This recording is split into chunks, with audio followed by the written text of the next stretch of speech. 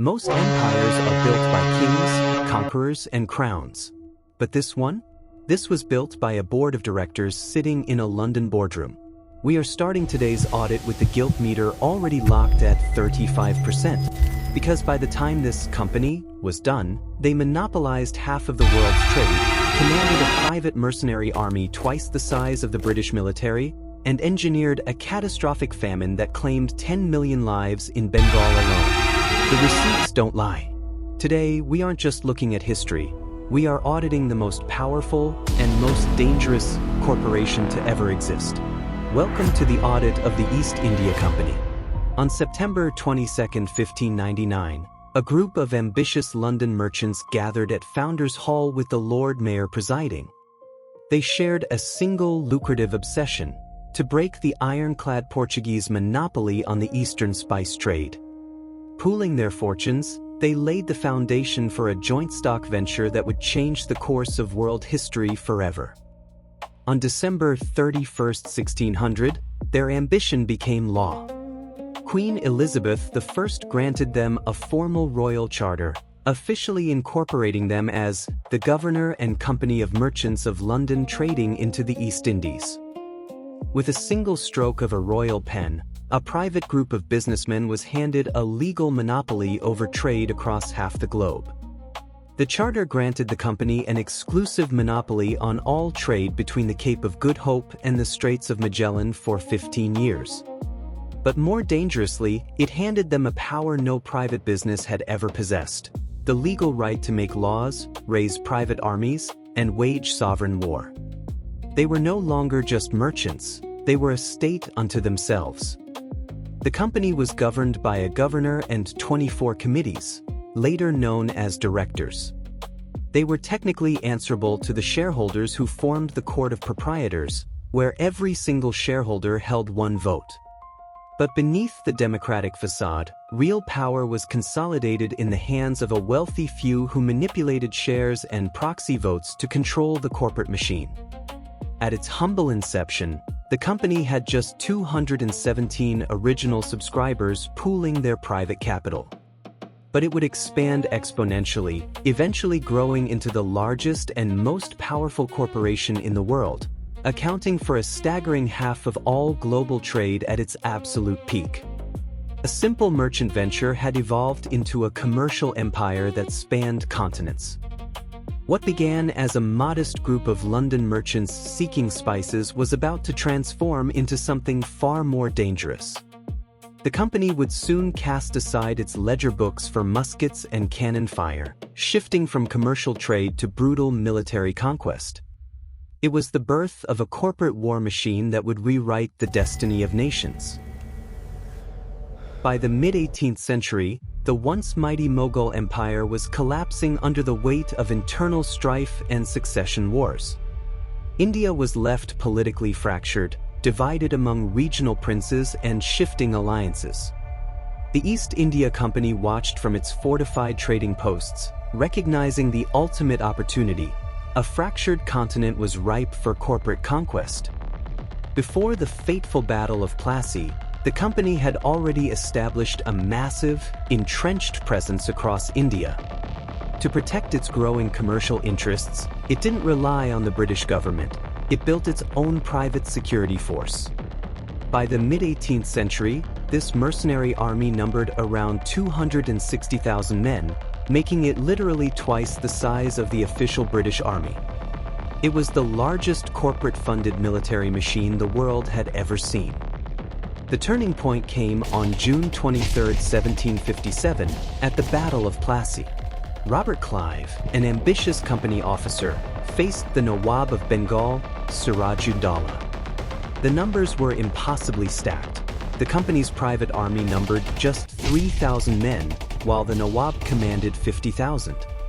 But Clive didn't need numbers. He had something far more lethal. He had bribed the Nawab's chief military commander, Mir Jafar, with promises of a throne in exchange for outright betrayal. On the battlefield, while loyal soldiers fought and died, the turncoat army stood idle, handing the East India Company a stolen victory that would seal the fate of a subcontinent.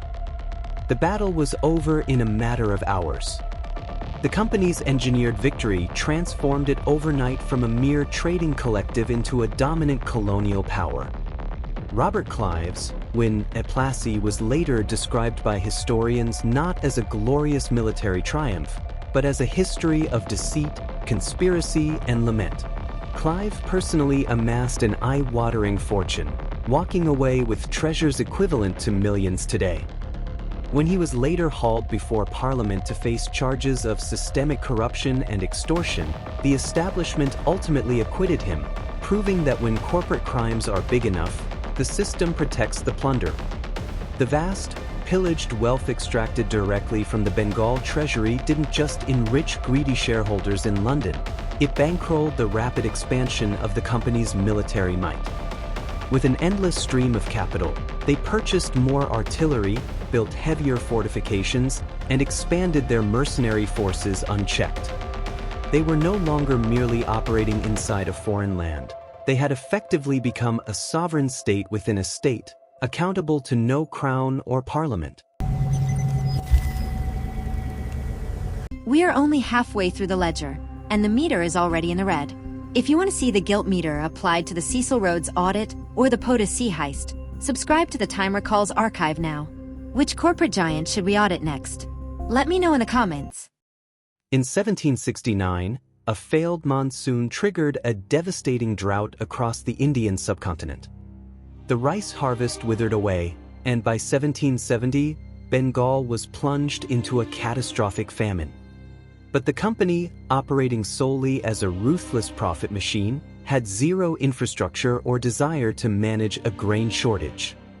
Instead of providing relief, they saw disaster only through the cold lens of corporate loss.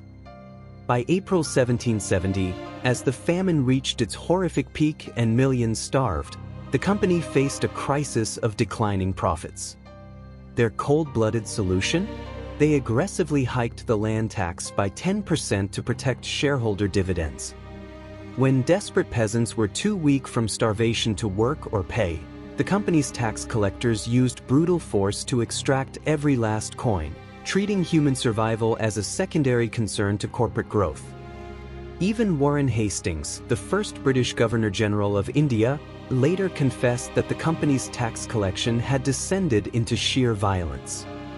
In a chilling admission, he noted that despite a catastrophic famine that wiped out millions, the company's land revenues in 1771 were actually higher than they had been in peaceful times. They had squeezed record-breaking profits directly out of a dying population. The total death toll of the Great Bengal Famine remains intensely disputed. Some historical estimates place the number at a staggering 10 million dead, wiping out roughly one-third of the entire population of Bengal. Others argue a conservative figure of 2 million, but even the lowest estimate represents an unmitigated human catastrophe. Nobel Prize-winning economist Amartya Sen later cut straight to the horrific truth, describing it definitively as a man-made famine, engineered not by nature's failure, but by corporate greed. The company's cold-blooded policies had turned a natural drought into a man-made genocide. They had ruthlessly continued to squeeze every last coin in taxes while millions starved to death in the dust. The famine was never just a natural tragedy. It was the ultimate moral audit of unchecked corporate power, and the East India Company failed catastrophically. The company's most profitable trade was also its most destructive, opium. Blocked by China from selling British-manufactured goods, the company weaponized its monopoly in Bengal to cultivate, process, and smuggle massive quantities of illegal opium directly into Chinese ports.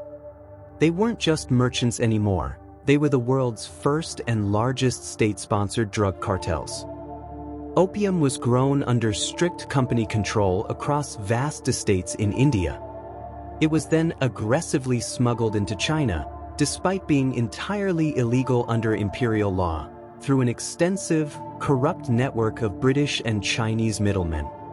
The company flooded Chinese markets with narcotics, deliberately engineering mass addiction to balance their trade deficits and secure a monopoly on tea and silk.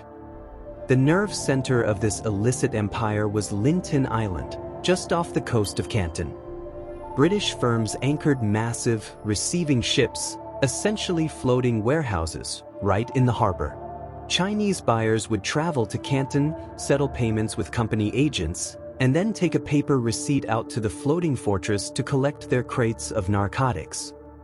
By keeping the exchange offshore, the company successfully insulated its executive ledger from the direct surveillance of imperial Chinese officials. The trade exploded exponentially. Back in 1729, the Chinese emperor had issued a strict imperial edict prohibiting the drug entirely. But the company simply ignored it, treating foreign laws as mere inconveniences. By the 1830s, over 30,000 chests of opium were being illegally smuggled into China every single year, poisoning millions and fueling the company's insatiable cash reserves. The social and economic fallout inside China was catastrophic. Millions of silver taels flowed out of the country to pay for the endless supply of narcotics, triggering severe deflation of silver, crippling inflation of copper currency, and crushing the rural peasantry. At the same time, the illicit trade deeply corrupted the Qing government, as local officials and magistrates were systematically bribed to look the other way. The company's opium trade was nothing less than a state-sponsored drug-dealing operation on a global scale, built entirely on the pillars of human addiction, systemic corruption, and mass destruction. They had perfected the weaponization of vice for profit, proving that their corporate ledger had no moral boundary. The company's destructive reach extended far beyond Asia and deep into the Western world. In 1773, the British Parliament passed the Tea Act, a desperate legislative bailout designed to rescue the financially troubled East India Company from bankruptcy. It granted the corporation a virtual monopoly on tea sales directly in the American colonies, undercutting local merchants and spelling disaster for colonial trade. The American colonists fiercely resisted the Tea Act, not simply because of the tax itself, but because it trampled the fundamental constitutional principle of self-government by consent. On the night of December 16, 1773, a group of colonists disguised as Mohawk Indians boarded company ships and dumped 342 chests of valuable tea straight into Boston Harbor. This daring act of defiance sent shockwaves across the Atlantic, directly sparking the fuse that would ignite the American Revolution. The company's ruthless reign finally broke in 1857.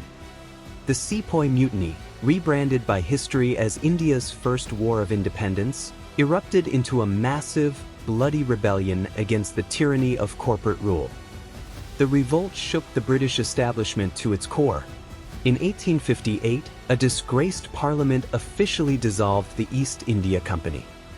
Its vast territories, its private mercenary armies, and its absolute sovereign powers were stripped away and transferred directly to the British Crown. The world's most powerful corporation was dead, but the imperial monster it created lived on. The company was the original, too big to fail, but its failures were catastrophic on a global scale.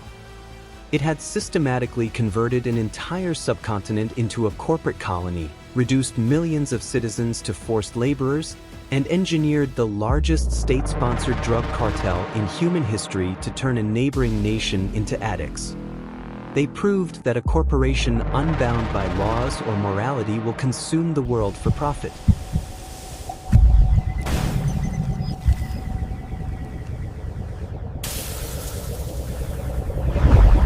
The meter has hit 100%.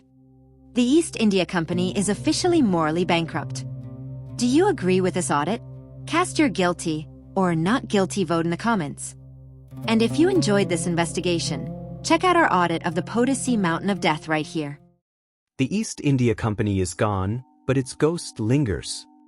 Its terrifying structure, a multinational corporation wielding unchecked power, exploiting resources, and backed by its own private security force, became the blueprint for modern corporate imperialism. The colonial boardroom laid the foundation for the global corporate landscape we navigate today. The East India Company needed a royal charter of 1600 to legally make laws, raise private armies, and wage foreign war. Today's multinational corporations don't require royal decrees. They use lobbyists, campaign contributions, and the revolving door between government and industry to achieve the exact same dominance. The methods evolved, but the corporate quest for absolute control never changed. The East India Company wasn't just a business. It was a corporate state that looted $45 trillion from a subcontinent while millions paid the ultimate price. But as staggering as those numbers are, they only tell half the story of the era of corporate empires. For our next audit, we're looking at the East India Company's greatest rival, the VOC. The Dutch East India Company was the first true megacorporation, with a peak value that would make today's tech giants look like small businesses. But that wealth was built on a brutal monopoly over the world's spices and a debt written in the blood of the Banda Islands. If you want to see the audit of the wealthiest company to ever exist, make sure you're subscribed to Timer Calls. We're opening the Dutch ledger next.